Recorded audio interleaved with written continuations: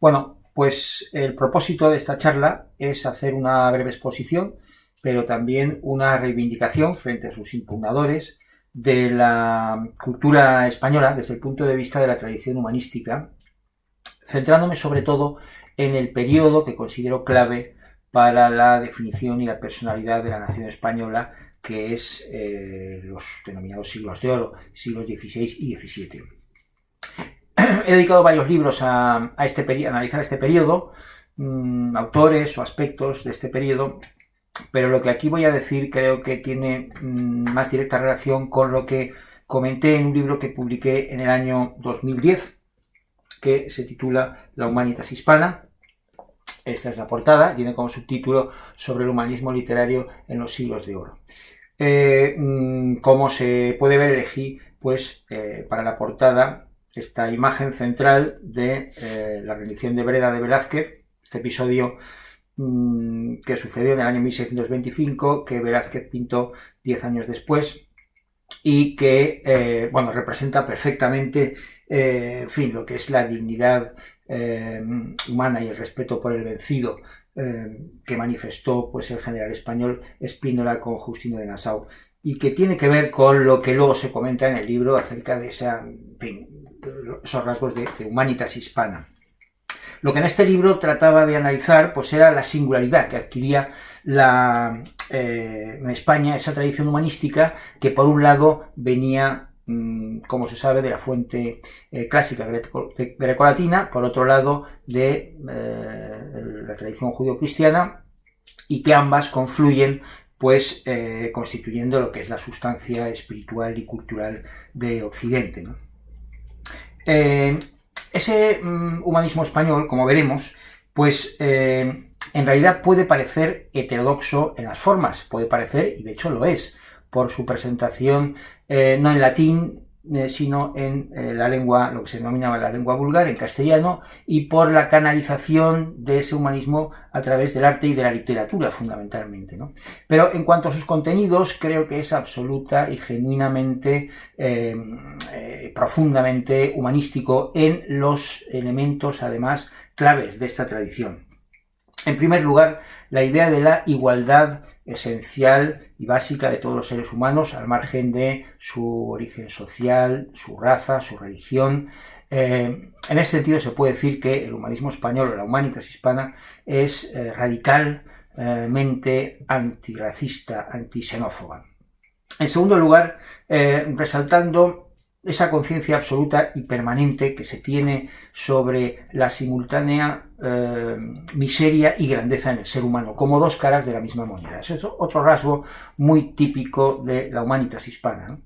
Y, en tercer lugar, una defensa absoluta, decidida, del libre albedrío como aquel rasgo caracterizador de la persona y que nos diferencia de los animales, sometidos a, esclavizados por los instintos, y nosotros con esa capacidad interior para elegir una cosa u otra, ¿no?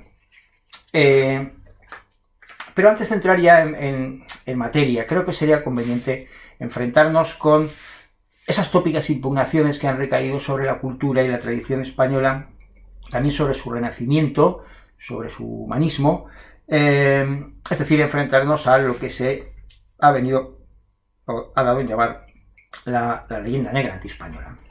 Una leyenda negra basada fundamentalmente en tres pilares: por un lado, la crueldad, y se atiende al episodio de la conquista fundamentalmente; por otro lado, la cuestión de, el fanatismo religioso, el oscurantismo, teniendo como centro el elemento de la Inquisición, los tribunales de la Inquisición; y, en tercer lugar, el atraso cultural, científico, filosófico que se achaca a esa tradición española. El término leyenda negra no lo inventa Julián Juderías en un célebre libro de 1914, pero sí lo populariza, ¿no?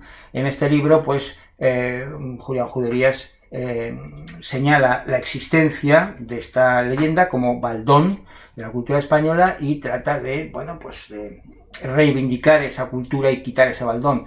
Es algo que luego harán otros intelectuales y otros historiadores.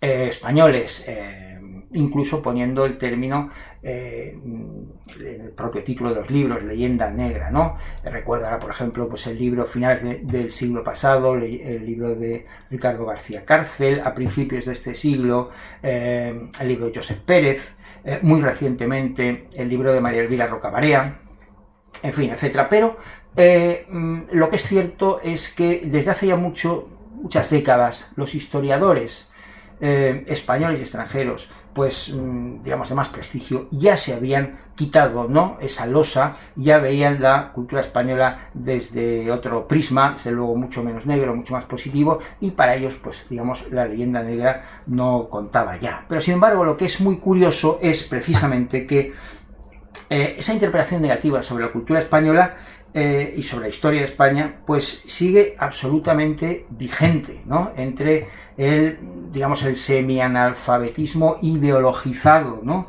y generalizado de una gran parte de los españoles de hoy en día, hasta el punto de que se puede decir que la leyenda negra, pues, desde luego ha sido mucho más persistente, y hoy en día es mucho más vigente que la leyenda contraria, que podemos denominar la leyenda rosa, que solamente pues estuvo actuante, yo creo, durante el franquismo, ¿no?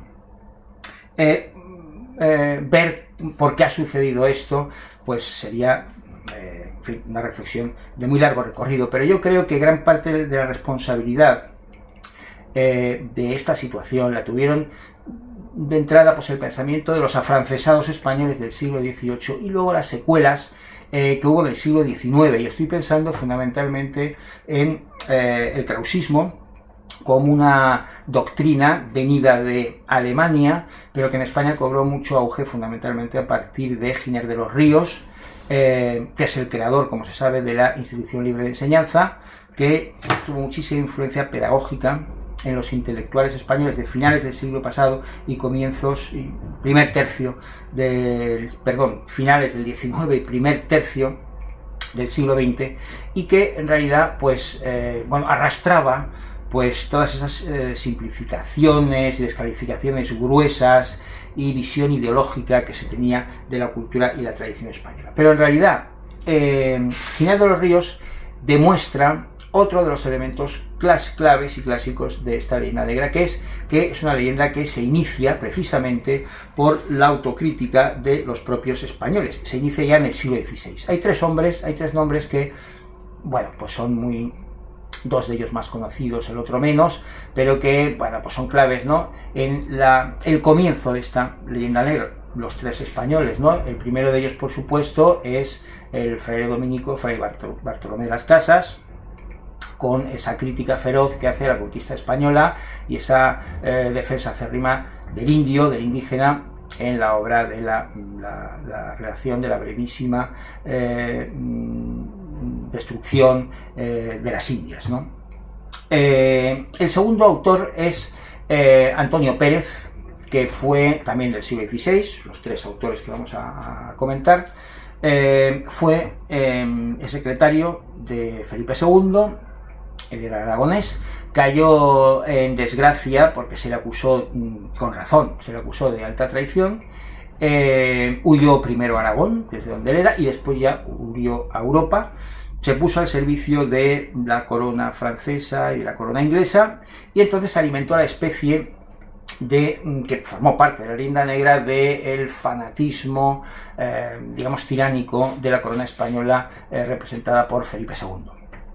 Y un tercer autor que creo que también es importante, aunque es menos conocido, era un fraile jerónimo extremeño que se convirtió al protestantismo, que se llamaba Casiodoro de Reina, y que luego pues tuvo que huir.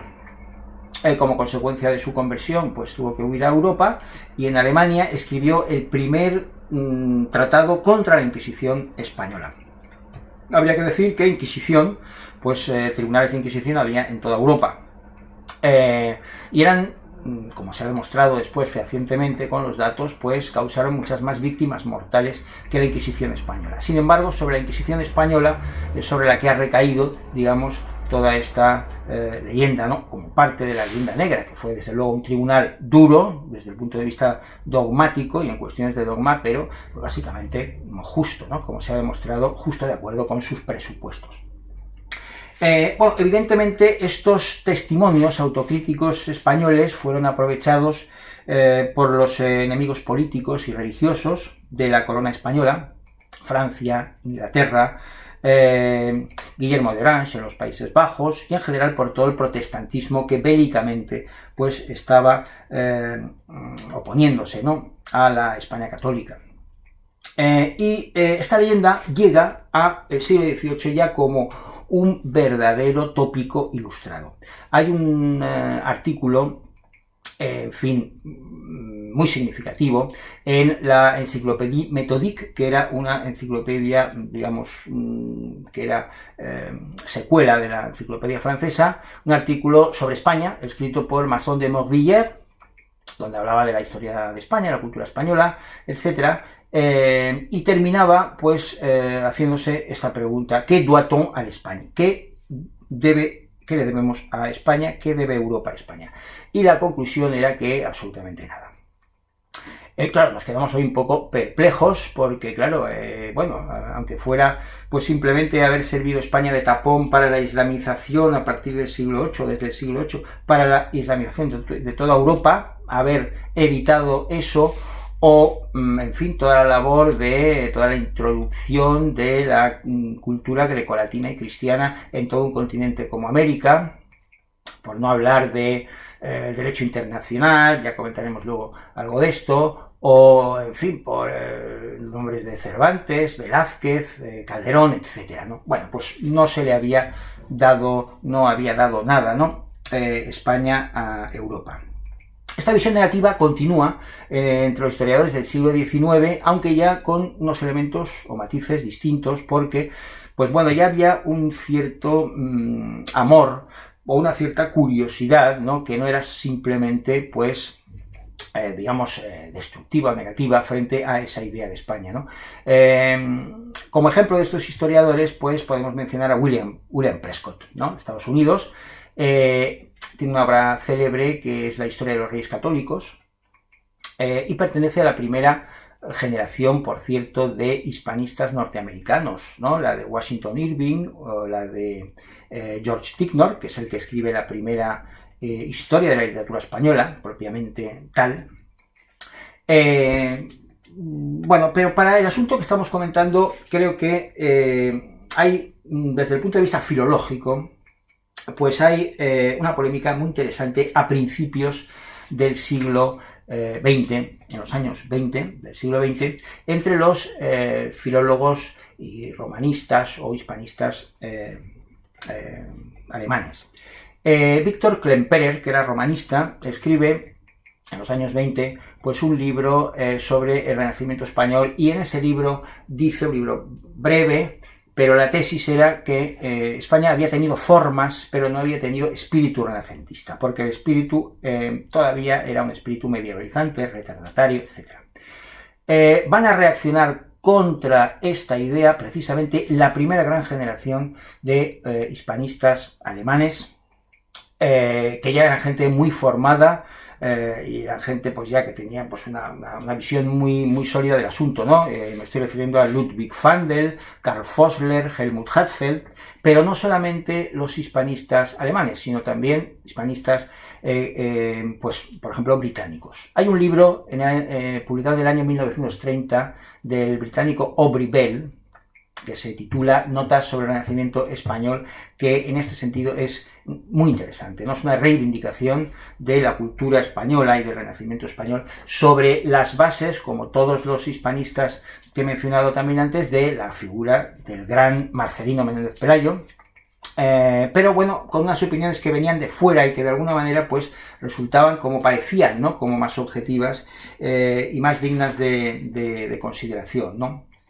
Bell dice que el Renacimiento español es menos erudito, menos formal, menos filológico que en Francia, por ejemplo, o en Italia, pero sin embargo era más pragmático, más pedagógico, más abierto y más flexible. Es decir, era una mezcla de una conciliación del legado medieval con la fe religiosa, el espíritu guerrero, etc., y las nuevas ideas renacentistas. Entre los ejemplos que pone, ejemplos muy iluminadores, Aubry-Bell pues nos habla pues de uno de ellos pues constata las dos catedrales de Salamanca, la catedral medieval y la catedral renacentista. Una no elimina la otra, es decir, no se destruye la medieval para rehacerla o para hacer una renacentista, sino que, como cualquier observador o cualquier visitante de Salamanca puede ver, están las dos juntas, ¿no? Las dos actuantes, las dos juntas, ¿no? Eso le parece a él revelador, ¿no? Luego habla de figuras como, por ejemplo, Fox Morcillo, el erudito y humanista español, su intento de conciliación entre Platón y Aristóteles, que habían sido, pues eran los dos filósofos, uno digamos que era el filósofo de los humanistas, el otro era el de los escolásticos universitarios, etc. Y bueno, pues cómo trata de conciliar esos dos elementos. O luego también menciona algún ejemplo de otro cariz muy significativo. Por ejemplo, habla del Greco, que bueno, no es español, es cretense, pero en España es donde cuaja toda su obra, y esa pintura que por un lado tiene elementos bizantinos medievales, pero por otro tiene elementos que ya nos están anunciando la modernidad digamos, de hoy en día, ¿no? Incluso, es decir, esa conciliación, ¿no?, se producía en suelo español, y eso lo resalta Aubry-Bell muy bien. Pero además de Bell, en este libro, y ya sin voluntad propagandística, hay dos libros que se publican en la época que también son muy interesantes a este nivel que estamos comentando. El primero es El pensamiento de Cervantes, de Américo Castro, del año 1925, donde, pues, en fin, es un libro que deja muy claro lo impregnados que estaban gente como Cervantes, gente curiosa en la época, gente de letras, ¿no?, o con curiosidad de letras, lo impregnados que estaban y hasta qué punto de todo lo que era la cultura del humanismo en ese momento, ¿no? Y otro libro que apareció 12 años más adelante, en el año 1937, es un libro de Georges Bataillon, que es, de Marcel Bataillon, que es Erasmo y España, Erasmo en España. En Erasmo en España, Bataillon lo que va a constatar, algo que ya había dicho Méndez Pelayo y otros anteriormente, pero ya con datos muy fehacientes, es el gran influjo que tuvo en España el erasmismo, y hasta el punto de que se decía que, bueno, pues España era más erasmista que el propio Erasmo, España era Erasmior Erasmo, ¿no? El erasmismo creo que es la primera de las dos piedras de toque a principios del siglo XVI, para demostrar que en realidad el Renacimiento y las ideas humanistas habían entrado en España absolutamente, ¿no? El primero es este, ¿no? Es desde el punto de vista ético o desde el religioso, el erasmismo llevaba dentro, pues, en fin, un cristianismo, ese cristianismo interior, y llevaba dentro unas ideas ya plenamente humanísticas, ¿no? El hecho de que penetrara en España de esta manera, pues, en fin, es muy significativo, ¿no? Carlos V era erasmista, toda su corte era erasmista, hasta el propio inquisidor Manrique era erasmista. Las obras más importantes de ese periodo, literarias, estaban llenas de este pensamiento. Estoy hablando desde luego del Lazarillo, pero también del viaje de Turquía del doctor Andrés Laguna, o del diálogo de Mercurio y Carón de Alfonso de Valdés, etc. Y bueno, es muy significativo. Y luego otra piedra de toque muy importante también es la introducción del italianismo en España, el italianismo poético. Está desde el punto de vista, digamos, formal, estético, ¿no? Hay una fecha clave, que es el año 1526, clave para esto que hablamos, ¿no? Que es la conversación que tuvieron Andrea Navallero, el embajador español, el embajador italiano en España, y Boscán, el poeta Boscán. En esta conversación que se produjo en los jardines de la Alhambra con motivo de la boda de Carlos V con Isabel de Portugal, pues Navallero le dice a Boscán, le sugiere o le propone que introduzca los nuevos tipos de versos no solamente formas, sino contenidos de la poesía italiana en España. Boscan se lo dirá a su amigo Garcilaso, y entre los dos, sobre todo Garcilaso, pues entre los dos van a hacer esa introducción donde no solamente entraban unos nuevos versos formalmente, sino que también entraba un nuevo tipo de, bueno, entraba el petrarquismo, entraba el neoplatonismo, entraba una serie de refinamientos estéticos que ya eran plenamente del Renacimiento y plenamente humanísticos. Y eso lo va a hacer Garcilaso antes del año 1930, ya lo va a hacer de una manera perfecta, 1530. Antes que en cualquier otro país europeo, desde luego, dejando aparte Italia, que es de donde había venido todo esto, ¿no? Decía antes que lo haga Ronsard en Francia, o que lo haga Sidney en Inglaterra, o que lo haga Sá de Miranda en Portugal, ya se va a hacer en España. Entonces estos dos elementos, esta introducción, por un lado del italianismo poético, por otro lado del erasmismo, me parece que ya es muy significativa, ¿no? Para hablar de que estamos refiriéndonos a una introducción incluso temprana, ¿no?, de las ideas renacentistas y humanistas en España. Pero antes que esto, a principios del siglo XVI ya hay una prueba definitiva, que es la Biblia Políglota Complutense. La creación de esa Biblia Políglota Complutense, es decir, esa Biblia que se presenta formalmente con esas tres columnas, la columna hebrea del Antiguo Testamento, la columna griega del Nuevo Testamento y la columna de la Vulgata, la versión latina, la Vulgata que había hecho San Jerónimo en el siglo IV, ¿no? Esta Biblia políglota que se va a producir a principios del siglo XVI, los primeros años del siglo XVI, es una creación absolutamente hispánica, ¿no? Desde en el marco o con la protección del cardenal Cisneros y en el marco de la nueva Universidad de Alcalá, pues va a ser, pues bueno, pues una prueba de fuego, ¿no?, de la filología española, ¿no? Es un excepcional logro filológico que requería, pues, de un esfuerzo investigador y financiero extraordinario, ¿no? La búsqueda de manuscritos más fiables, la búsqueda de los mejores tipógrafos y de los mejores artistas, ¿no?, que iluminaran, los mejores especialistas en las lenguas bíblicas. En España había, pues, una gran afluencia de conversos y evidentemente, pues, estos van a intervenir, ¿no?, en todo ello, ¿no? Pero bueno, a pesar de todo esto, ha existido lo que en el libro La Humanitas Hispana yo denomino un escollo filológico a la hora de valorar pues el humanismo español, ¿no? Es decir, hay algo ahí que no convencía.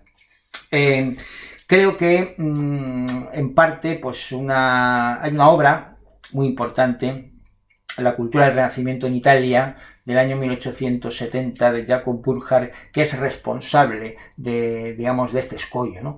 Porque Burckhardt en esta obra dibuja un renacimiento italiano como patrón y modelo de todos los demás, que es un renacimiento, pues, enormemente filológico, paganizante incluso en algunos aspectos, y claro, no casa quizá, bueno, no casa, ¿no?, con lo que va a ser el Renacimiento español o el humanismo español, ¿no? Esta idea un poco sesgada, ¿no?, de un cierto humanismo, pues ha calado también en los investigadores españoles. Hay un libro que es muy importante, por otro lado, de Luis Gil Fernández, en el año publicado en 1981, Panorama Social del Humanismo Español, que sigue un poco ese patrón. De alguna manera, pues Luis Gil se refiere al escaso conocimiento de las lenguas bíblicas en España y prácticamente él admite solo que hay un humanista en España a las alturas del 1500, que es Nebrija, y nadie más, ¿no? Se habla de, pues, la falta de pericia en el griego, ¿no?, o de cultivadores de griego, que bueno, que desde luego, pues, hubo más en otros lugares de Europa, pero aquí a las alturas del siglo XVI, pues ya había, en fin, había helenistas, en fin, estaba León de Castro, estaba Fray Luis de León, estaba el Pinciano, estaba el Brocense, Sánchez de las Brozas, estaba Arias Montano, es decir, eran gente que bueno, pues que sabía griego, ¿no? Bueno, evidentemente en la universidad, pues, no estaba tan instalado, pero es que la lengua no lo es todo. En fin, recordemos que, por ejemplo, el platonismo lo introduce en la cultura cristiana San Agustín, y San Agustín no sabía griego, tampoco sabía griego Petrarca, que es el que introduce, es el primer humanista, por así decirlo, y tampoco sabía griego Montaigne, tampoco sabía hebreo Erasmo, y en cambio, pues es muy interesante las cosas que nos dice sobre la Biblia y sobre el Antiguo Testamento también, ¿no? Bueno, y en cuanto al latín, es verdad que en España, pues mucho más que en otros países europeos, pues la lengua vulgar, y cuando me refiero a lengua vulgar me refiero a las lenguas derivadas del latín, ¿no? Las lenguas nacionales, el español en este caso, el castellano, pues se iba haciendo pues con los espacios reservados al latín. Pero es que eso era muy propio de la cultura española desde el principio. En el siglo XIII, ya Alfonso X, el sabio, va a ser el primer rey europeo que toma el castellano, lo que es denominar el castellano derecho, como la lengua oficial, en vez del latín. Es el primero que lo hace. Y es el que va a potenciar la Escuela de Traductores de Toledo, donde las tres lenguas de cultura que en ese momento se reunían, había en España el latín de los cristianos, el hebreo de los judíos y el árabe de los árabes, pues van a verter todo el saber y todo el conocimiento que aportaban esas tres lenguas cultas en castellano, de manera que el castellano se va a convertir ya en una protolengua de cultura, eso en el siglo XIII. Claro, a veces eso se ha considerado por algunos como en realidad un retraso, porque el resurgimiento o el prerrenacimiento medieval se produce en toda Europa en el siglo XII, y en España va a ser el siglo XIII, pero es que va a ser en el siglo XIII porque en el siglo XII en España, con la afluencia de los almohades y los almorávides que vienen del norte de gente muy fanática, ¿no? Islamistas muy fanáticos, reconquistan las zonas ya reconquistadas por los españoles. En fin, aquí en el siglo XII, pues bueno, no se puede hacer ningún resurgir cultural, se hará cuando se pueda y se podrá a partir de la victoria de las Navas de Tolosa, 1212, ya en el siglo XIII, y entonces, en fin, se va a producir ese resurgir, pero es un resurgir cultural en castellano, donde el castellano es la primera de las lenguas romances de cultura en toda Europa, ¿no? Y luego cuando ya se empieza el Renacimiento propiamente en Italia, pues entonces el castellano ya tiene, digamos, ese empuje y ya las ideas humanísticas se van a verter en castellano muchas veces, no solo en latín. Cuando, por ejemplo, en el siglo XV Bartolomeo Facchio en Italia hace De Vitae Felicitate, Juan de Lucena hará el Tratado de la Vida Beata en castellano, expresando ideas parecidas. Cuando Pico de la Mirandola hace su gran obra, ¿no?, la Oratio pro de Hominis Dignitate, pues Pérez de Oliva, a principios del siglo siguiente, pues va a hacer los diálogos de la dignidad del hombre, donde además va a introducir las mismas ideas o parecidas que Pico de la Mirandola, pero además añadiendo al final, pues, reflexiones sobre la miseria humana, de una manera muy hispánica, por así decir, no solo excelencia, sino también miseria, pero bueno, esas ideas están ya dichas en castellano, ¿no? Y ya en el siglo XVI, por ejemplo, pues Fray Luis de León, pues va a hacer, en una obra maravillosamente escrita en castellano, de los nombres de Cristo, va a hacer teología en castellano, que es algo impensable, ¿no?, en cualquier otro país, ¿no? Y es que en realidad en España son los propios autores cultos los que dominan las lenguas clásicas, aquellos que más se interesan también por el castellano, la llamada lengua vulgar. Hay que recordar que Nebrija escribe una gramática cerebérrima, ¿no?, una gramática latina que luego estudiarán todos, pues, los universitarios y todos los humanistas posteriores, gramática latina, pero a la vez escribe una gramática castellana, la primera gramática castellana en 1492 ya, ¿no? Claro, el argumento es que, bueno, pues exactamente igual que los clásicos escribían en sus lenguas maternas y nacionales, pues los modernos también lo tienen que hacer, ¿no? Igual que Cicerón, que sabía perfectamente griego, va a escribir sus obras en latín, porque era, pues, su lengua familiar, la lengua de su patria, pues igual lo tenían que hacer los españoles, ¿no? Bueno, luego hablaremos del sentido que tiene esta transmisión de lo oculto en la lengua del pueblo, ¿no? Pero lo primero que hay que advertir aquí es que ya se está anunciando una de estas singularidades del humanismo español que lo hacen pues tan característico, ¿no? Que es la tendencia a la conciliación, la tendencia al sincretismo, ¿no? En este caso, pues lo que es una tradición, digamos, culta latina vertida en el lenguaje del pueblo en castellano. Bueno, quizá aquí debería abrirse un pequeño paréntesis y pequeñísimo, ¿no? Pero simplemente para dejar constancia de la realidad histórica de España, por decirlo en términos de Américo Castro, ¿no? La realidad histórica de la España medieval.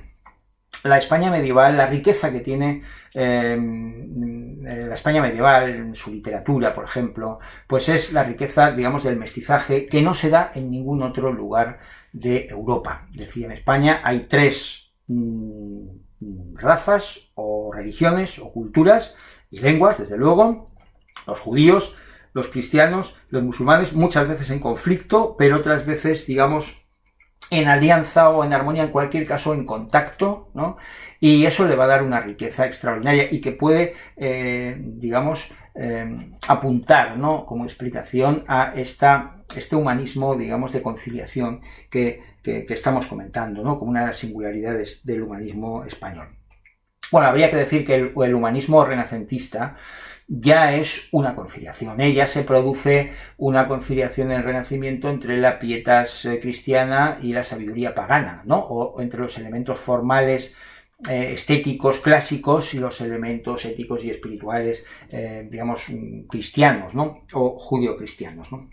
Pero a esta conciliación el humanismo español le suma otras, ¿no? Ya hemos visto, y luego hablaremos otras versiones, otras proyecciones de ello, entre la conciliación entre lo culto y lo popular, ¿no?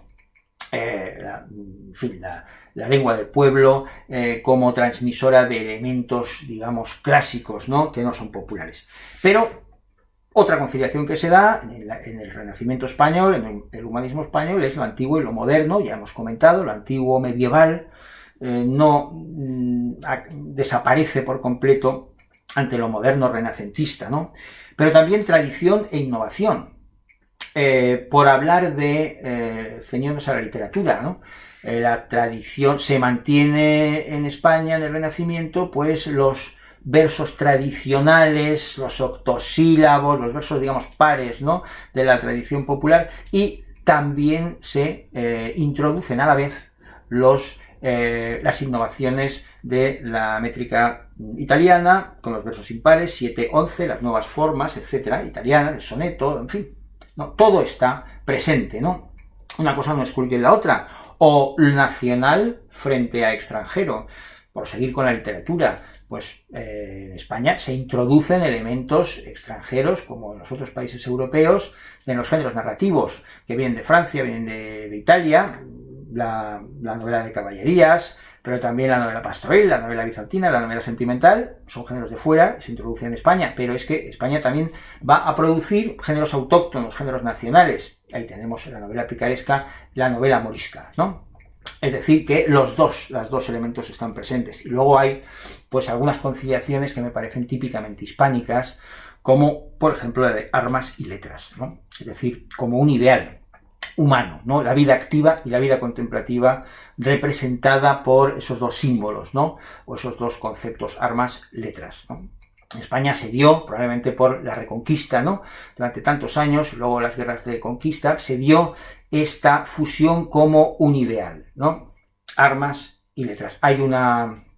Me he referido en bastantes ocasiones a eso, ¿no? En otros libros y tal, pues hay una figura emblemática de esto, que es una bellísima escultura en Sigüenza, en la Catedral de Sigüenza, que es el doncel de Sigüenza, que existió realmente, Martín Vázquez de Arce, un soldado que murió en el campo de batalla y que se le hizo una escultura funeraria preciosa donde se ve a el soldado, joven soldado, pues tumbado leyendo un libro, ¿no? Es una representación extraordinaria, ¿no? De esa fusión entre las armas y las letras, ¿no? Que se dio en la cultura española, ¿no? Y un ejemplo magnífico de este espíritu conciliador del que estamos hablando, se produjo en el siglo XVI con la Escuela Teológica de Salamanca, que logró armonizar, por un lado, la tradición escolástica típica de los dominicos, ya que casi todos los miembros de esta escuela eran dominicos, con la nueva sensibilidad humanística. Desde Petrarca, esos dos mundos se habían declarado enemigos, ¿no? Por un lado, los escolásticos y por otro lado los humanistas, ¿no? Pero sin embargo se va a producir esa conciliación en la Escuela Teológica de Salamanca, ¿no? El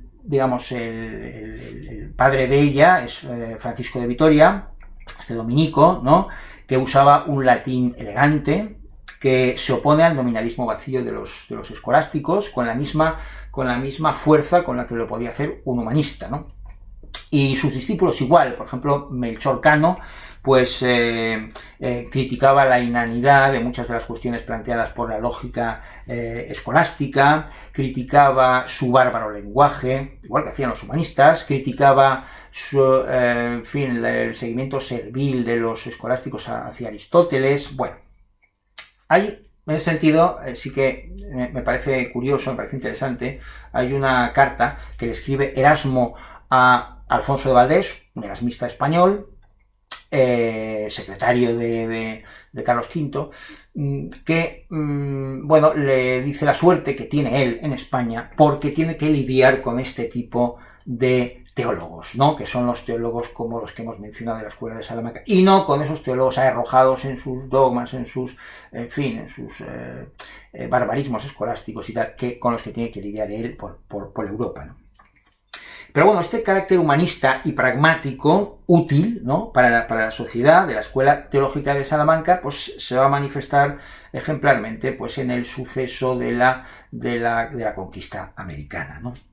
De hecho, van a ser los miembros de la Escuela Teológica de Salamanca los creadores de lo que se denominaba en la época derecho de gentes, que es ni más ni menos que el derecho internacional, es decir, ser capaces de arbitrar normas que sean válidas para dirimir pues, los conflictos y las tensiones entre los diversos estados, ¿no? En el ámbito internacional, ¿no?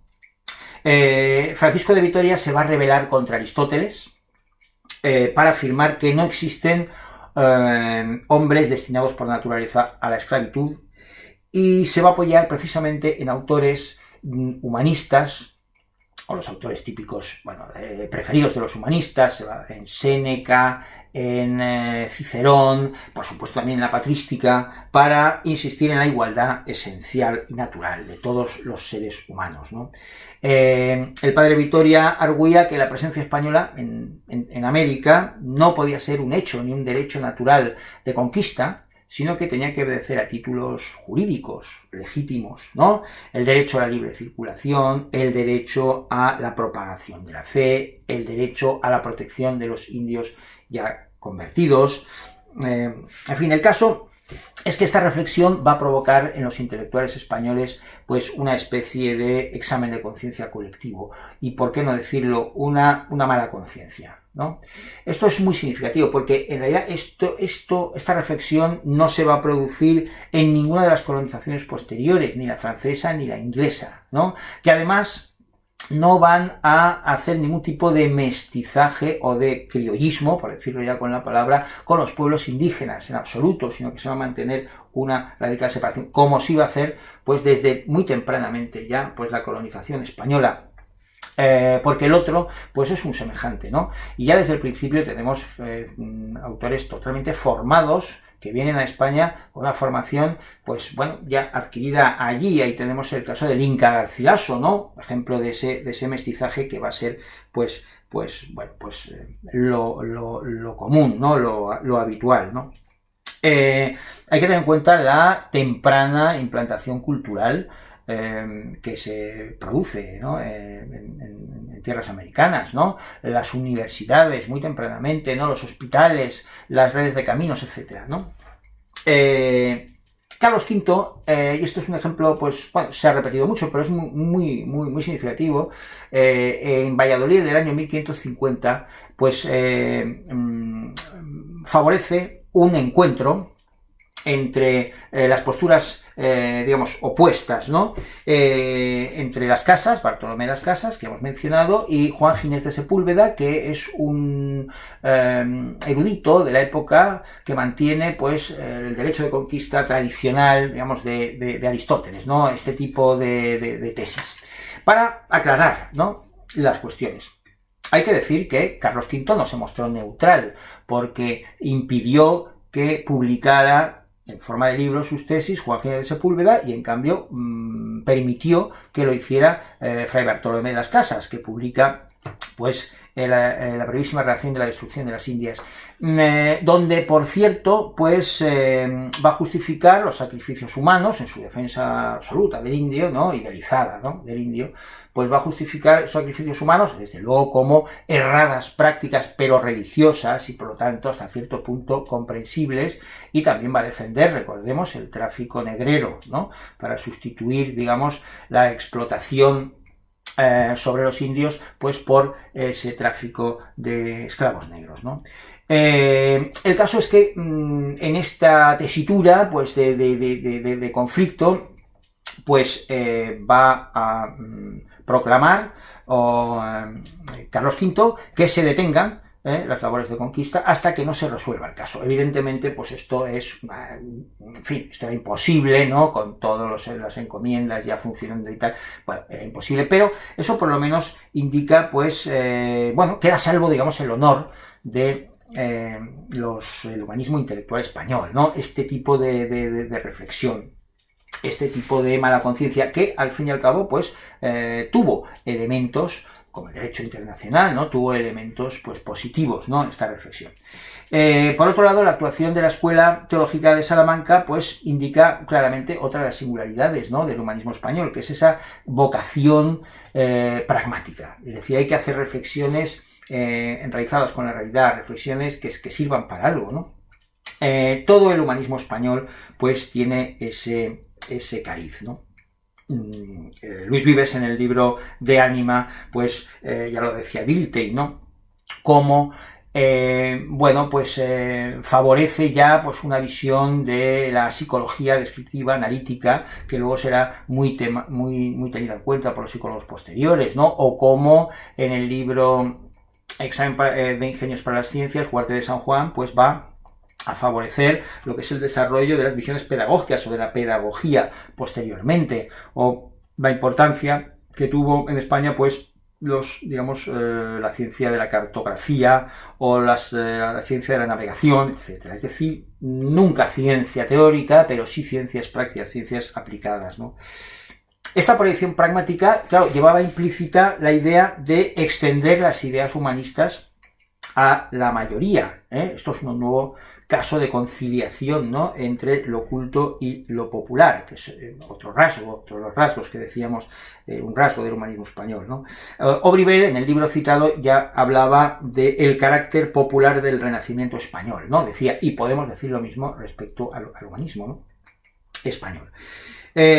El humanismo español tuvo una vocación divulgativa que no tuvo ningún otro humanismo europeo, ¿no? Y podemos mencionar aquí, o debemos mencionar, la figura de Fray Antonio de Guevara, ¿no? Fray Antonio de Guevara, un monje franciscano que fue cronista de Carlos V, emperador, acabó siendo obispo en Mondoñedo, ¿no? Bueno, pues es autor de libros muy conocidos en la época: Menosprecio de corte y alabanza de aldea, Relojes de príncipes, epístolas sobre muy diversos temas. Todos son obras que se traducen a las lenguas europeas, vulgares, derivadas del latín, y que tienen un gran éxito editorial, ¿no?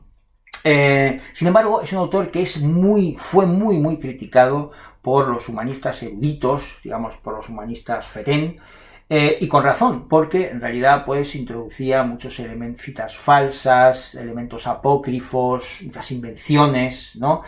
No era para nada riguroso, pero en realidad lo que despreciaba, digamos, la letra para transmitir el espíritu, y el espíritu realmente, pues, era un espíritu profundamente humanista, ¿no? Hay un episodio muy célebre que introduce en un libro que es la biografía de Marco Aurelio, donde, por cierto, esto inventado, ¿eh? Es decir, Marco Aurelio, el el emperador filósofo romano, pues bueno, hace una biografía totalmente inventada y en ella introduce la célebre anécdota o episodio del villano del Danubio, ¿no? Es decir, un rústico llega de las tierras bárbaras del Danubio a Roma y entonces, bueno, pues no tiene letras, no tiene nada, pero ve la realidad, se introduce en el Senado y allí pues hace un gran discurso que deja admirado a todos los senadores sobre la corrupción de la civilización y, bueno, en fin, una denuncia de la hipocresía, de, en fin, el deshonor que hay muchas veces pues en las sociedades más avanzadas, ¿no? Este discurso humanista pues perfectamente lo podía haber escrito Tomás Moro o Luis Vives o Erasmo, claro que lo hubieran en fin, escrito como fábula, no como algo real, como hace Fray Antonio de Guevara. Pero, bueno, lo que quiero decir es que las ideas estaban ahí, pero de esa manera heterodoxa, ¿no? Aportadas de esta manera heterodoxa, ¿no? Guevara cultiva en las epístolas que comentábamos, pues un género misceláneo que va a tener mucho predicamento, mucho éxito en España y que evidentemente pues escrito en castellano, donde se divulgaban ideas de saber humanístico, pero en castellano. Habría que decir que este género pues ya existía en la antigüedad. Este género o algo parecido. Ahí tenemos en el siglo II después de Cristo pues las noches áticas de Aulo Gelio, que es un libro maravilloso, ¿no? Con un poquito de todo, ¿no? Cosas muy curiosas, muy divertidas y que enseñan mucho realmente, ¿no? Y había pues otros autores como Macrobio, Ateneo, etcétera, de ese estilo, ¿no? En antigua Roma, ¿no? Pero España, a partir de Guevara, pues empieza a proliferar este tipo de obras. Pedro Mexía escribe Silva de varia elección, por ejemplo, ya el título lo dice todo, Selva, ¿no? Conjunto de varia elección de discursos diversos sobre varios temas. Luis Zapata escribe un libro que se denomina Miscelánea, por ejemplo. Juan de Mallara escribe La filosofía vulgar en el sentido vulgar, no de vulgar como entendemos hoy, ya lo veremos, sino vulgar porque está escrita en lengua vulgar, es decir, en castellano, no en latín, que eran como píldoras humanistas sacadas de precisamente la sabiduría popular española del refranero. Es decir, es lo mismo que había hecho Erasmo con los adagia, pero los adagia eran refranes o aforismos de una lengua muerta, el latín, y en cambio aquí van a ser del castellano, ¿no? La sabiduría del pueblo, pero ya en la lengua vulgar, en castellano. Claro, esto ya es algo que ya habían hecho en el siglo anterior, las élites españolas, tanto élites, sociales, el Marqués de Santillana, como élites ya estrictamente culturales, como Hernán Núñez, al que llamaban, que era un helenista, que llamaban el comendador griego, y tanto Santillana como él hacen ya colecciones de refranes, porque consideran que en los refranes hay una sabiduría popular que conviene ser mantenida, ¿no? Y es que, en general, el humanismo español culto, a diferencia del humanismo francés o del humanismo italiano, pues valoró mucho la literatura popular. En realidad, los hombres cultos no valoraron la literatura popular en toda Europa hasta el romanticismo, 3 siglos después. Pero, sin embargo, en el siglo XVI, en España, eso ya se producía. El ejemplo es el romancero viejo, es decir, todos esos poemas anónimos, transmitidos oralmente, en fin, que el pueblo producía, pues los españoles cultos del siglo XVI encontraron que ahí había, una mina de poesía, una mina de sensibilidad, y crearon poemas a imitación de los antiguos, es decir, continuaron con esa tradición popular en lo que se viene a denominar pues el romancero nuevo, ¿no? Frente al romancero viejo, el romancero nuevo. Pero esa idea de aprehensión de lo popular por parte del oculto en España, pues se ha producido siempre, ¿no? Ahí tenemos a la generación del 27.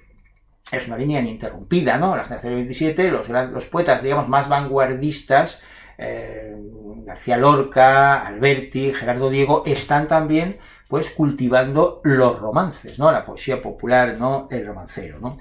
Y es que siempre, ¿no? Ha habido una vena popular en la poesía, en la alta literatura española, ¿no? empezando por la Edad Media, pues por el mester de clerecía. Se supone que eran los hombres cultos, que sabían latín, y que escriben en lengua vulgar y con elementos populares, ¿no? Berceo, en el siglo XIII, pues el primero de ellos, de nombre conocido, pues ella va a pedir al final de su obra un vaso de bombino, como hacían los juglares, y va a decir que quiere escribir en román paladino, en el cual suele el pueblo hablar a su vecino, ¿no? Bueno, lo deja muy claro. Igual, un siglo después, Juan Ruiz, el arcipreste de Hita, en el libro de Buen Amor, también nos dice que él, en fin, que quiere que cada cual añada o quite a su libro lo que quiera, que es lo que se hacía con la literatura popular, ¿no? Él lo va a hacer una literatura escrita, pero toma esa postura, digamos, ajuglarada, ¿no? O goliardesca, ¿no? Como se quiera, frente a la literatura. En el siglo XV va a hacer lo mismo el Marqués de Santillana, que hemos mencionado, ¿no? El Marqués de Santillana, pues escribe muchas obras, pues poemas cultos en castellano, pero cuando realmente la obra que le ha dado pues la fama permanente y universal es precisamente Las Serranillas, a imitación de la poesía popular. Y va a hacer en el mismo siglo una cosa parecida Jorge Manrique. Jorge Manrique va a escribir una poesía culta, una poesía, digamos, de contenido, en la forma, inesperadamente, en la forma de sextillas, que es la forma con la que se usaban poemas bueno, más triviales o poemas amorosos, en fin, que no tenían ese calado en la forma popular. Va a mezclar contenido culto y forma popular, ¿no? Eso lo vio muy bien Pedro Salinas en el estudio Tradición y Originalidad en las Coplas, ¿no? Lo señala. Y la gran literatura hispánica refleja también, más que ninguna otra, un elemento de humanismo interclasista, interestamental, ¿no?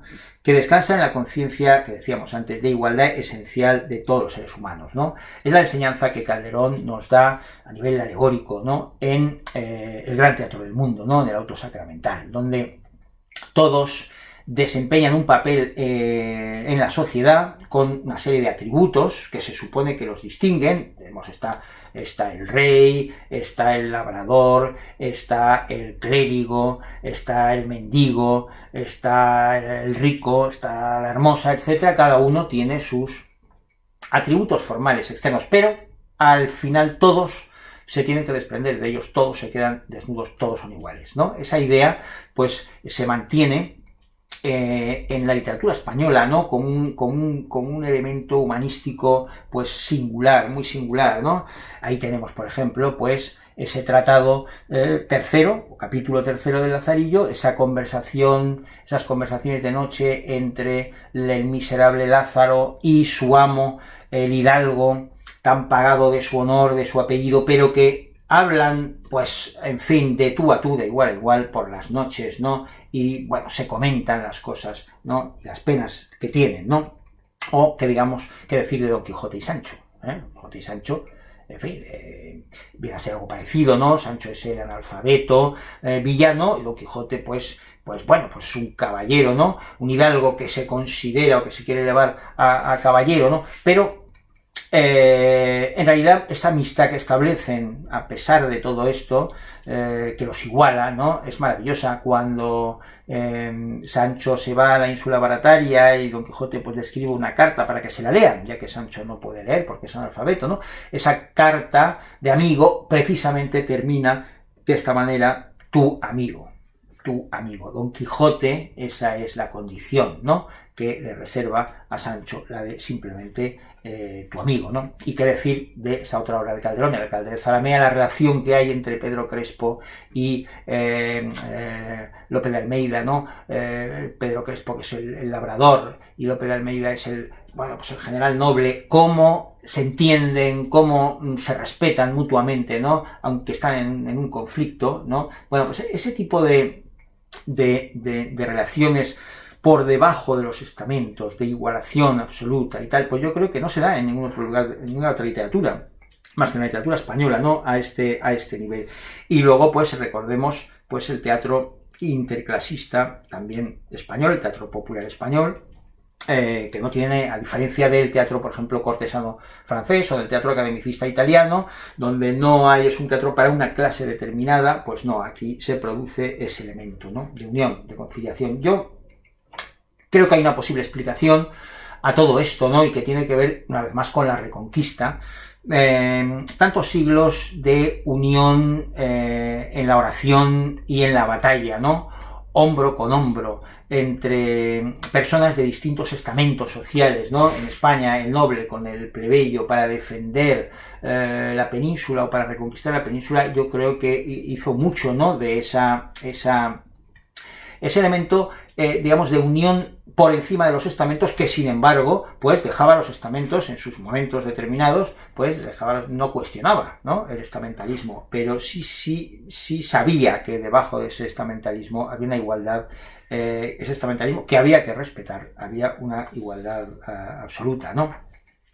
Desde luego el humanismo español tuvo, por así decirlo, menos prejuicios que ningún otro europeo para acoger o aceptar lecciones provenientes del pueblo, ¿no? Y a mí aquí me gusta mucho comentar, pues, el prólogo, maravilloso prólogo que le hace Fray Luis de León cuando edita en el año 1588 las obras completas, por primera vez las obras completas de Santa Teresa de Jesús, ¿no?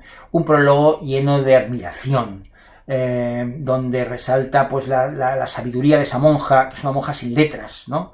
Incluso el estilo maravilloso que tiene, siendo un estilo imperfecto, ¿no?, hecha por todo un catedrático de Salamanca, ¿no?, a una monja que, bueno, pues hoy está claro que Santa Teresa, pues, es doctora de la Iglesia, hoy parece más fácil, ¿no?, pero en la época, dice, hacer esa declaración, ¿no?, de admiración hacia esa monja iletrada, pues me parece que es muy significativo, muy emocionante, ¿no?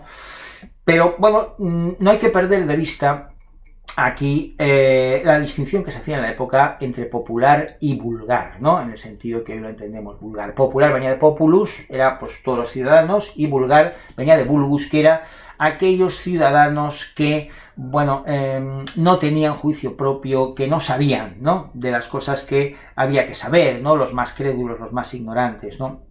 El humanismo español mantuvo una regla, ¿no?, popular sí, vulgar no.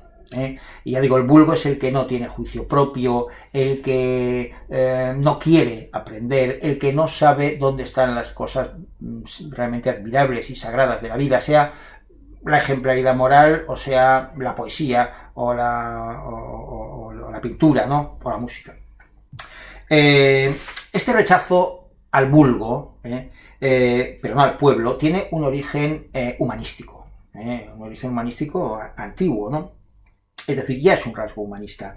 Desde Sócrates y Séneca, pues hasta Erasmo, pues ya, bueno, se sabe y se dice, hoy ya no se dice esto porque hoy queda como un poco mal, pero que el sabio y el vulgo, que es la mayoría, van en barcos distintos. Eso es una idea que ya se tenía muy clara. Y hay incluso una formulación tópica para eso. Horacio empieza una de sus odas, Odi profanum vulgus, odio al vulgo profano.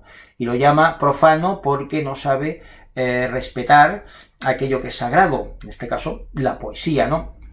Y él se declara, unos versos después, musarum sacerdos, sacerdote de las musas. Él es sacerdote de las musas. Y es algo sagrado, ¿no? Pero hay gente que eso no lo valora y no lo aprecia como tal. Ese es el vulgo. Pero hay que entender eso no en un sentido elitista en ningún momento, porque Horacio era hijo de un esclavo. Y además él estaba orgulloso de esa ascendencia, ¿no? Pero él no era vulgo. No se trata de una cuestión de elitista, se trata de una cuestión de juicio, de conocimiento. El vulgo es el que no tiene independencia de juicio. Petrarca ya lo decía también, ¿no? Petrarca ponía como representativo absoluto del vulgo aquellos que seguían los dictados de la moda, y los que seguían los dictados de la moda, evidentemente, pues no eran gente desarrapada, sino que eran, pues, gente noble, pero que no tenía juicio propio, ¿no?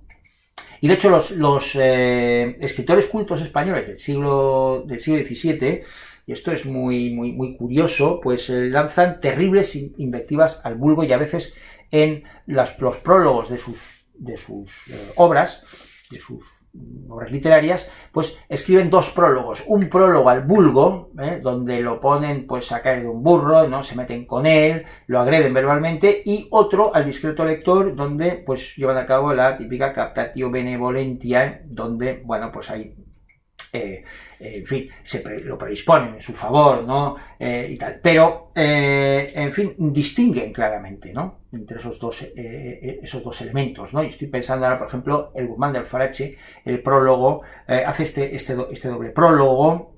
El viaje entretenido de Agustín de Rojas Villandrando hace este doble prólogo. Juan Ruiz de Alarcón, en el libro de sus comedias, en el prólogo que le pone a sus comedias, hace y más casos, y algún caso más, ¿no? Algunos casos más, ¿no?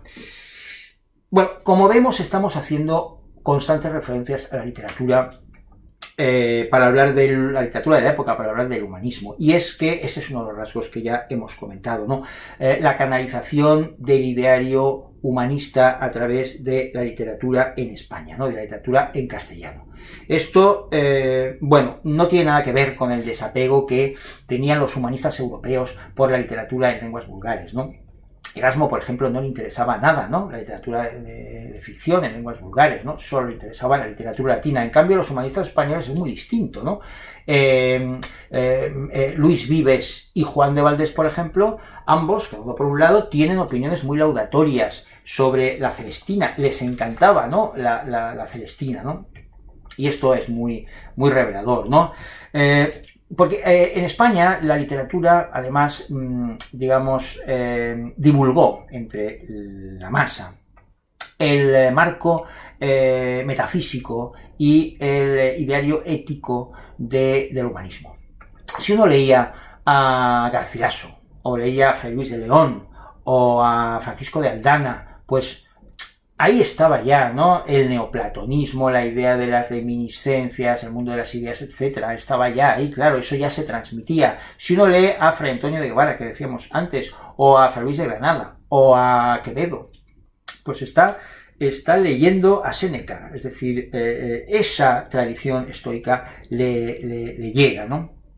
Y también dentro de la literatura creativa, ¿no? En lengua vulgar se producía esa conciliación entre el refinado idealismo y el realismo popular, que ambas eran expresiones paralelas, ¿no? de genuinas del Renacimiento. En Europa, una quizá, pues podemos decir que venía de el cortesano de Baltasar de Castigliones, idealismo, noble, absoluto, y otra podía venir perfectamente del Príncipe de Maquiavelo, ¿no? Ese realismo práctico, pragmático, ¿no? Pero en la literatura española, por ejemplo, se funden en el Quijote ambas perspectivas, ¿no? La perspectiva enaltecedora y la degradadora están juntas en el Quijote. A veces van separadas, ¿no? Ahí tenemos esas dos obras maestras absolutas, contemporáneas, de mitad del siglo XVI. Una, el Abencerraje, la historia del Abencerraje y la hermosa Jarifa, donde se produce una idealización máxima del amor, de la amistad entre precisamente un moro y un cristiano, es decir, ahí se produce otro elemento de conciliación típico de la cultura española, ¿no? Idealización a todos los niveles. Y por otro lado, el Lazarillo. El Lazarillo, pues, en fin, todo lo contrario, ¿no? Es decir, una crítica a la hipocresía religiosa, al vano honor, a la corrupción de todo tipo, a la miseria, ¿no?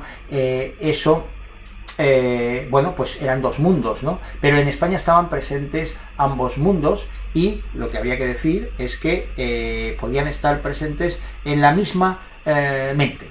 Es decir, una persona podía valorar eso por igual, con lo cual había una riqueza de perspectiva extraordinaria. Hay una carta de Diego Hurtado de Mendoza, que es embajador en Roma, cuando va a ocupar la embajada a Roma. En una de sus cartas nos dice que se lleva sus dos libros favoritos. Uno de los libros es el Amadís y el otro es la Celestina, ¿no? Por cierto,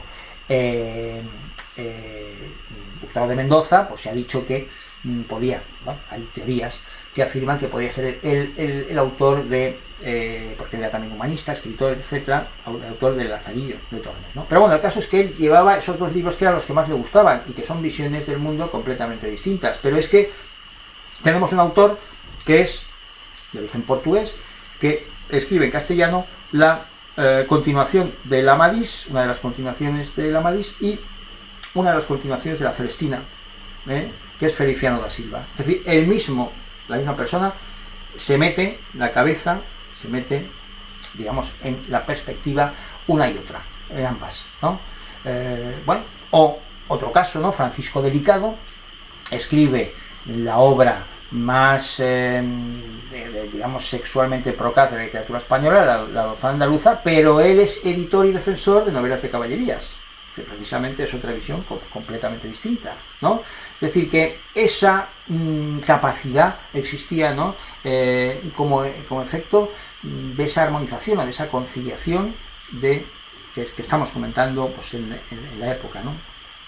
En fin, la España del Renacimiento era capaz de reflejar lo más y experimentar los dos extremos, ¿no? El extremo más elevado, la mística, que es el momento de la mística, de la gran mística, y lo más miserable, la celestina, la picaresca. Y además hay que tener en cuenta que, bueno, España la literatura española, en castellano, es la primera que da voz, no solamente que oye la voz, sino que da la voz a el personaje miserable, el personaje del pueblo, el personaje, digamos, ínfimo en la escala social, le deja hablar y habla en primera persona en Lazarillo y en la novela picaresca en general, y se le da la voz en la Celestina, y además son los personajes, digamos, más interesantes, más profundos de la obra, no son los nobles, no es Calisto, son los criados, las prostitutas, desde luego Celestina, ¿no?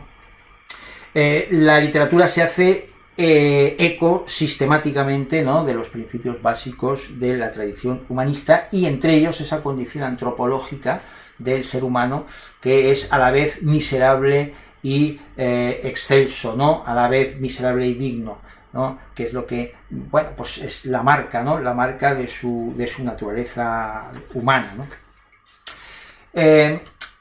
Todo esto, pues, porque precisamente se tiene conciencia de que el ser humano es obra del libre albedrío. El libre albedrío es el que lo hace digno y lo puede hacer también miserable, ¿no?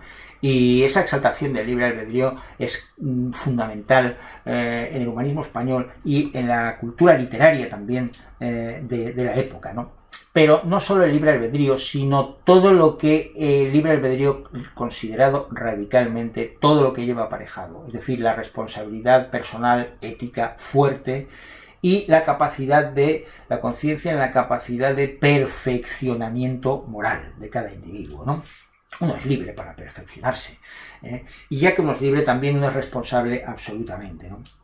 Hay una serie de mantras humanísticos escritos por los escritores españoles de la época que se repiten una y otra vez, ¿no?, en este sentido. Cada cual es hijo de sus obras, cada cual es artífice de su fortuna, no hay dicha ni desdicha sino prudencia o imprudencia. Esto se dice muchas veces. Estos son verdades humanísticas que no son verdades científicas, porque el hecho de que cada cual, en fin, de que no hay dicha ni desdicha sino prudencia e imprudencia, eso no es demostrable, eso incluso puede que no sea cierto, pero es un principio intencional, es un principio moral, es un principio que hay que ser, es una verdad humanística, no científica, pero sí humanística, ¿no? Ya Menéndez Pelayo decía que Francia era la campeona de la libertad exterior, pero España era la campeona de la libertad interior. Y Unamuno decía, hablando de rebeldes, pícaros, de la arrogancia de Don Juan, de la locura de Don Quijote, decía que hay que poner leyes a quien apenas las lleva dentro, para referirse a los españoles, ¿no? Hay que poner leyes fuera porque dentro, ¿no?, es un furor, ¿no? El albedrío a veces, pues, explota, ¿no? Y por todas partes encontramos en la época exaltaciones de ese libre albedrío, algunas muy bonitas, muy emocionantes, ¿no? En el Don Quijote, pues por ejemplo, en el Quijote hay varias, ¿no? Unas dichas por Don Quijote, otras dichas muy sentidamente por Sancho también.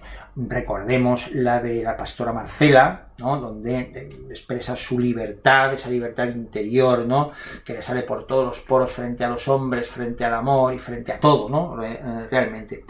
Pero me gustaría a mí señalar dos no tan conocidas, ¿no?, una de Garcilaso y otra de Santa Teresa, para que veamos la fuerza que a todos los ámbitos, ¿no?, y expresada de muy diversas maneras, tiene el libre albedrío, ¿no? En este caso se trata de unos versos de la canción Tercera de Garcilaso, que él escribe pues estando desterrado por Carlos V, que bueno, en principio, pues era, se puede decir hasta amigo, ¿no?, de Garcilaso, pero por un desencuentro lo desterró al Danubio unos meses, y él allí, como hacen todos los escritores cuando sufren percances de este estilo, ahí está Ovidio, ¿no?, en la antigüedad, pues se pone a escribir versos, a rentabilizar poéticamente esto, y entonces en un momento de esa canción tercera dice: el cuerpo está en poder y en manos de quien puede hacer a su placer lo que quisiere, mas no podrá hacer que mal librado quede mientras de mí otra prenda no tuviere. Ese que él está en poder de el que puede hacer a su placer lo que quisiera, es decir, él está en manos del emperador, pero el emperador no podrá hacer que él quede mal librado mientras de mí otra prenda no tuviere, y la prenda que nunca tendrá de él es su libre albedrío, precisamente, ¿no? Y Santa Teresa, en el epílogo de las Moradas, pues que es donde hace pues también una escenificación alegórica de lo que es el alma humana, como un castillo interior, y todo esto, pues nos dice en el epílogo lo siguiente, se dirige a las monjitas carmelitas, ¿no? Dice: y considerando el mucho encerramiento y pocas cosas de entretenimiento que tenéis, mis hermanas, me parece os será consuelo deleitaros en este castillo interior, pues sin licencia de los superiores podéis entraros y pasearos por él a cualquier hora. Me parece muy bonita, ¿no?, esta apelación a la libertad interior, ¿no?, a ese albedrío en el que uno se solaza. Gracián, en un momento del discreto de una de sus obras, pues también nos dice que frente a, aun cuando uno esté oprimido, todo le sea pues hostil fuera, uno siempre puede vivir al siglo de oro interiormente, dice, ¿no? Bueno, pero esta conciencia del libre albedrío que estamos comentando es incluso anterior a la época humanista y al Renacimiento. Empieza ya con la propia, manifestándose en la primera página de la literatura española, que es la primera página que queda, ya que la primera de verdad se perdió, la segunda hoja del manuscrito original del poema de Mio Cid. Ahí vemos al Cid pues salir de Vivar, desterrado, ve la Corneja, que era un augurio, salir por la derecha, llega a Burgos, ve a la Corneja salir por la izquierda, mal augurio, antes había sido bueno, y el gesto que él hace es el de encoger los hombros y mover la cabeza, ¿no? Es decir, decir que eso a él no le va a afectar. Es decir, él se va a buscar, él tiene el libre albedrío para buscarse él su fortuna, ¿no? Su fortuna no está en el cielo, ¿no? Y en el libro de Buen Amor, por ejemplo, pues 2 siglos después, ya Juan Ruiz ya nos está diciendo que cada uno debe interpretar su libro exactamente como quiera. Su libro es como un instrumento musical, que cada cual lo toque, le saque la música que quiera, ¿no? Que es algo también que va pues en esta línea, ¿no? Pero claro, este libre albedrío que proporciona la dignidad del ser humano, pues también proporciona la miseria, la degradación, el pecado, ¿no? El santo cae en pecado. Pero es verdad que el pecador se arrepiente. Esa es una figura típica también de la España de la época, ¿no? El pecador arrepentido. Ahí tenemos ese villano, ¿no? Miguel de Mañara, ¿no? Que es digamos, el máximo pecador, que luego es el máximo caritativo, ¿no? Este esquema del pecador arrepentido pues está en todas las obras, en muchísimas obras de la época, desde el Rufián dichoso de Cervantes hasta el propio Guzmán de Alfarache de Mateo Alemán, sigue en ese esquema. Puede dar la impresión de que en la España de la segunda mitad del siglo de oro, es decir, finales del siglo XVI y ya siglo XVII, esta incidencia, ¿no?, en la miseria humana, la miseria hominis, está tan patente en las obras literarias, en las obras ascéticas, en las obras religiosas de la época, que contraviene, digamos, el ennoblecimiento ese que se supone que tiene la tradición humanista per se. Pero esto no es así tampoco históricamente, ¿no? En el humanismo antiguo ya hay una reflexión sobre la miserabilidad, sobre la muerte, hay una reflexión muy importante. Ya en la tragedia griega, pues no digamos, ¿no?, lo que es florecer el honor, ¿no?, lo mejor del ser humano, pero a partir precisamente de su miseria, ¿no? Sócrates no habla de otra cosa. En el Fedón, que es un tratado, digamos, sobre la muerte, ¿no? El primer libro de las Tusculanas de Cicerón va sobre la muerte. Séneca, en gran parte, pues nos habla de la muerte, de la miseria. y ya los humanistas del principio del Renacimiento, pues Petrarca, pues también la Meditatio Mortis forma una parte importante de su obra, es decir, eso está ahí, eso está también presente en todo el humanismo, ¿no? Incluso en el humanismo del Renacimiento. Recordemos que el Renacimiento, pictóricamente, siempre se ha dicho que nace con una obra que es eso, ¿no? Ni más ni menos, la expulsión del paraíso de Masaccio. Claro, es verdad que a partir de la segunda mitad del siglo XVI, pues el humanismo español está pasado claramente por el filtro de la condición militantemente católica que le proporciona la Contrarreforma a partir del Concilio de Trento, y eso, pues evidentemente, pues bueno, puede hacer daño, ¿no? También puede hacer daño, ¿no? Recordemos que el Concilio de Trento, pues es un concilio que tiene lugar a mediados del siglo XVI, dura 20 años, desde los años 40 a los años 60 de ese siglo, y es un concilio eminentemente español. Lo convoca primero Carlos V, luego su hijo Felipe II, la intervención de teólogos españoles es mayoritaria, y luego España se va a convertir en la máxima abanderada de las consignas de ese concilio, ¿no? En la Contrarreforma, ¿no? A través del arte, de la literatura, lo va a apoyar, ¿no? La finalidad del concilio era doble. Por un lado, pues, en fin, provocar establecer una reforma moral que la Iglesia necesitaba y mucho, ¿no? En la época se van a crear nuevas órdenes más puras, como los jesuitas, o se van a renovar pues órdenes antiguas que estaban corrompidas, los carmelitas descalzos y las carmelitas descalzas, etcétera. Pero luego tenía otra finalidad, que era una finalidad dogmática y sacramental, es decir, de defender los dogmas y los sacramentos que los protestantes, pues, en fin, habían atacado. El dogma fundamental precisamente va a ser el del libre albedrío. El libre albedrío frente a la predestinación protestante. Y en cuanto a los sacramentos, pues la defensa de todos los sacramentos, por supuesto la Eucaristía, etcétera, pero fundamentalmente el sacramento de la penitencia, porque la penitencia era ni más ni menos que la expresión o el reconocimiento de la miserabilidad humana y la exposición de esa miseria como un elemento imprescindible para, digamos, la renovación, ¿no?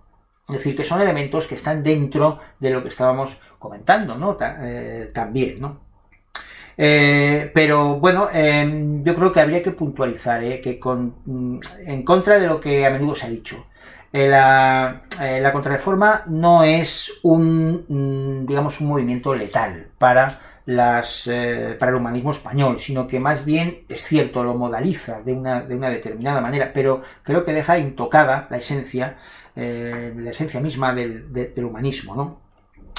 Cierto que llevaba una carga represiva intolerable para cualquier humanista, pero eso no anuló, en los mejores casos, pues es la vieja tradición de ese humanismo, ¿no? Ni en sus principios, lo vemos, el libre albedrío, la responsabilidad personal, la perfectibilidad del ser humano, ni tampoco en sus finalidades, es decir, el ennoblecimiento ético, estético, espiritual e incluso existencial del ser humano. Cierto que no científico, no filosófico, en un sentido, digamos, de cartesiano, eso no, pero es que eso nunca al humanismo pues le había interesado. Al humanismo le había interesado precisamente esos aspectos que potenciaban, ¿no?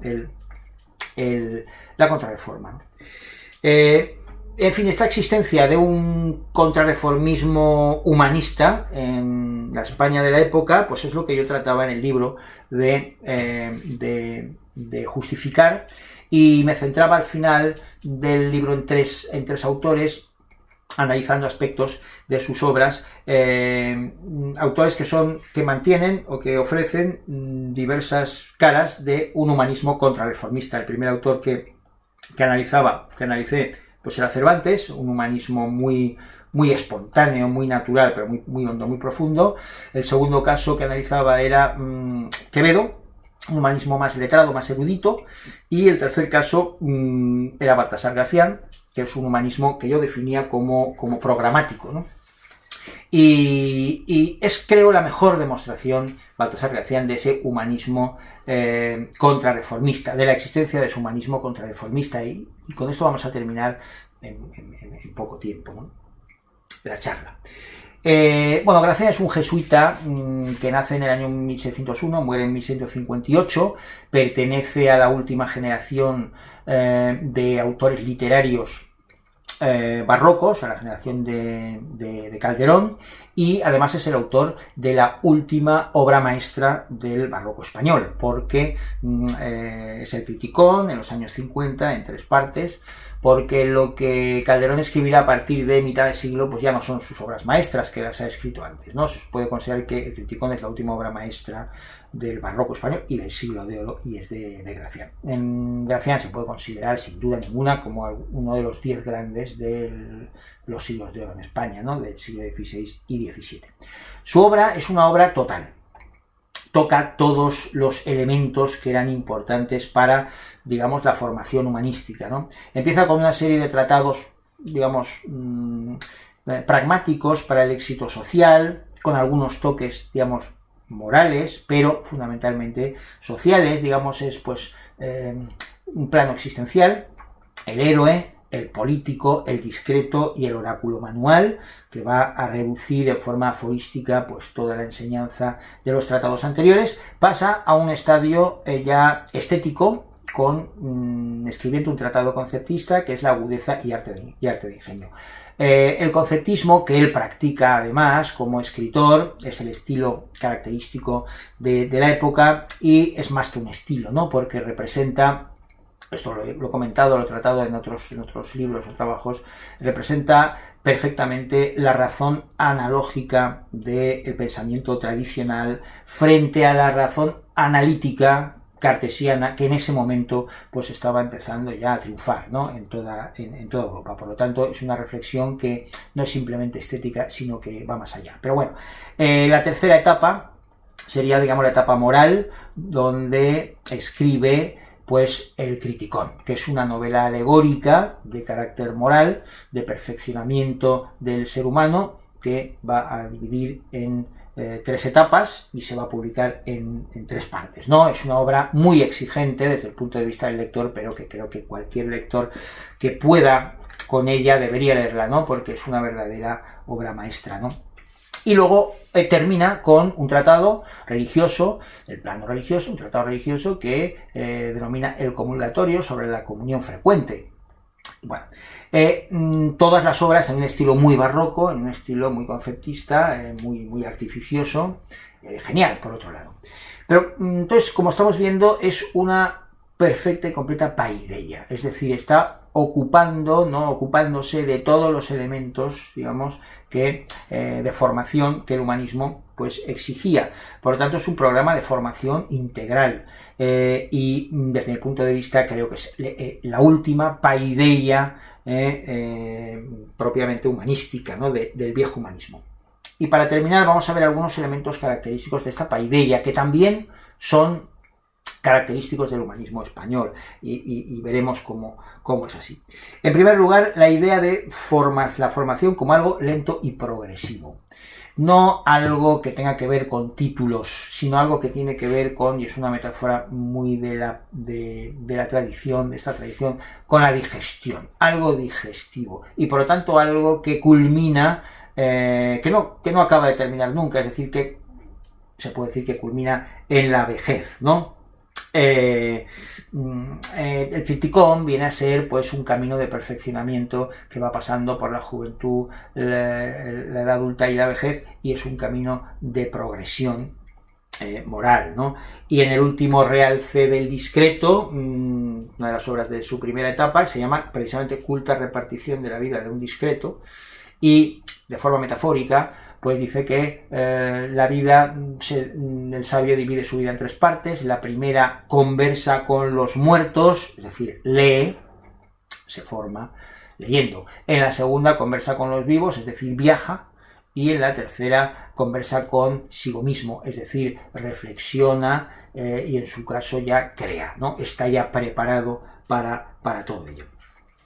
Otra idea, otro rasgo, alejamiento del discurso teológico y separación estratégica entre lo humano y lo divino.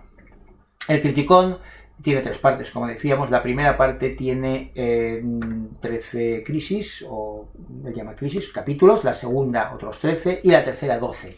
Los 2 protagonistas, Andrenio y Critilo, después de todo el periplo alegórico, llegan a la isla de la inmortalidad. Ese capítulo 12 de la tercera parte, donde están pues los hombres que han conseguido ya ser personas de verdad, pero se queda ahí y el capítulo 13 no existe, porque en el capítulo 13 ya es el paraíso cristiano, ya es el mundo de la trascendencia, y ahí ya él como humanista no se mete, ¿no? Entonces eso lo refleja él también muy bien en el aforismo 251 del oráculo manual, que dice: hanse de procurar los medios humanos como si no hubiera divinos, y los divinos como si no hubiera humanos. Es decir, esa separación estratégica es típica de los humanistas. Lo mismo va a decir Cervantes, que es muy distinto en mentalidad, en todo, ¿no? Realmente a Gracián, pero es un humanista como él. Y nos dice Cervantes en el prólogo a la primera parte del Quijote, dice que no se ha de mezclar lo humano con lo divino, que es un género de mezcla del que no se ha de vestir ningún cristiano entendimiento. A mí eso me parecen ideas que son pues muy humanistas, y que hasta en España, ¿no? Los humanistas de verdad, pues en fin, lo tienen muy claro. Hasta en la España católica me refiero, ¿no? A la España de los teólogos. Otro aspecto, búsqueda de la filosofía pragmática, lo que se llamaba filosofía moral en la época, y distanciamiento de toda la especulación teórica y de la ciencia, que se llamaba en la época filosofía natural. Sobre la filosofía natural decía Gracián que era capricho de entendimientos noveleros. Cuando le hablaban de la teoría heliocentrista y tal, bueno, capricho de entendimientos noveleros, ¿no? Decía, porque la sabiduría es otra, ¿no? ¿De qué sirve el saber si no es práctico? Dice Gracián. Comienza el discreto a saber sabiéndose. Es el autoconocimiento socrático. Eso es lo importante, ¿no? Es una idea que está permanentemente en toda la tradición humanística.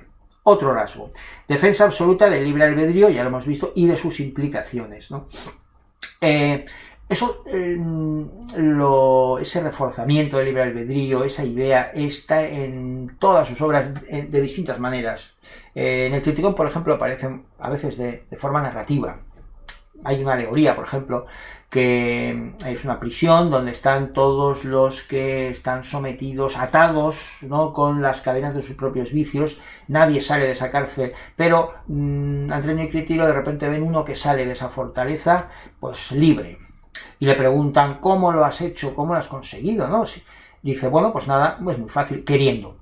Cuando nosotros nos esperamos que pues nos va a contar pues toda una historia alambicada, alegórica, pues no, simplemente lo dice así, queriendo, porque el libre albedrío pues es capaz de eso y demás, ¿no?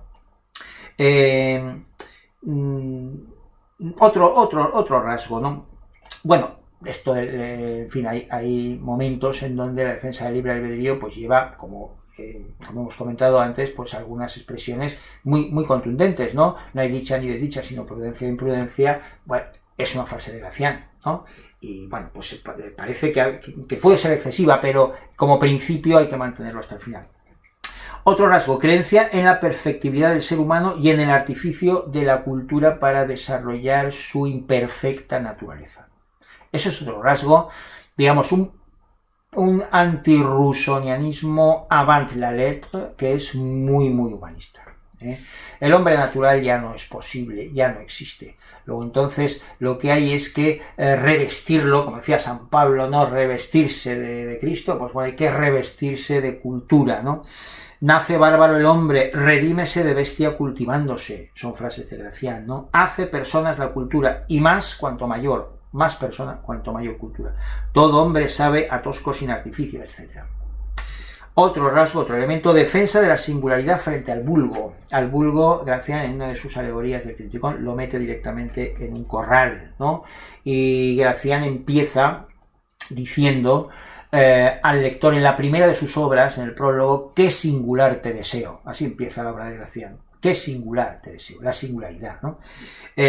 Muy pocos son los que llegan a personas, esa idea no la repite permanentemente. La persona es un hombre, digamos, por el mero hecho de nacer. Uno no es humano, tiene que irse haciendo humano con esfuerzo. Esa es, bueno, pues una máxima humanista y está en Gracián y en el humanismo español muy, muy presente, ¿no?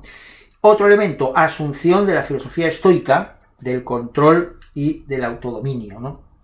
La presencia del estoicismo en la cultura y la mentalidad española, bueno, ya había sido mencionada muchas veces. Menéndez Pelayo ya lo hizo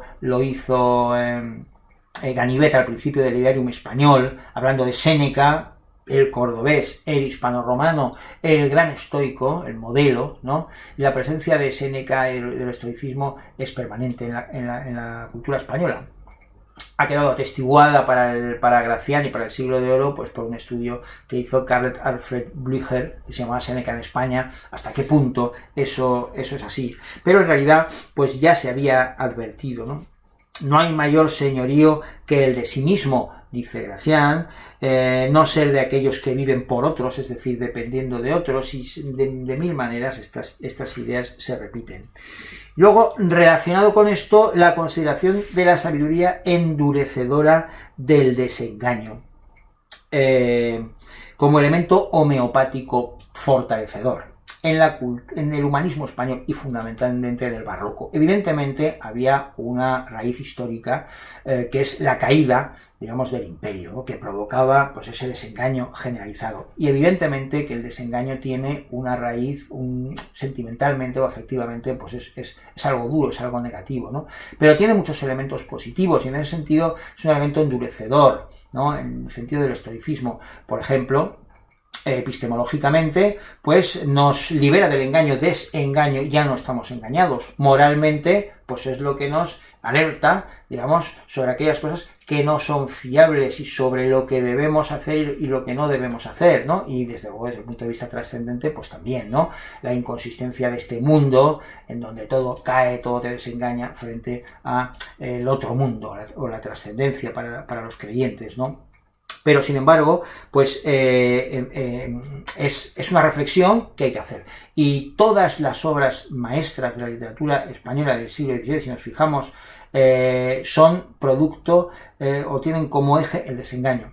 Desde luego, el Quijote, el Criticón, que estábamos comentando, La vida es sueño, todo Quevedo, la Dorotea de Lope, en fin, hasta podríamos decir hasta las soledades de Góngora, son obras de desengaño, ¿no? Eso es un elemento que, digo, no hay que tomarlo solo en un sentido positivo, sino también en un sentido, digamos, de sabiduría, ¿no? Y en fin, es verdad que esta paideia que hemos mencionado, pues pierde el tren de la modernidad, ¿no? Pero nos deja un gran arte, una gran literatura, una sabiduría intemporal, que es la sabiduría del humanismo, pero hecha, pues, digamos, con el molde de lo que es el alma española, ¿no? La mentalidad española. Y bueno, pues esto es lo que quería comentar, esa defensa del humanismo español y de esa tradición. Y nada, pues gracias por haber llegado hasta aquí, los que hayan llegado hasta aquí. Y nada, pues en fin, hasta la vista.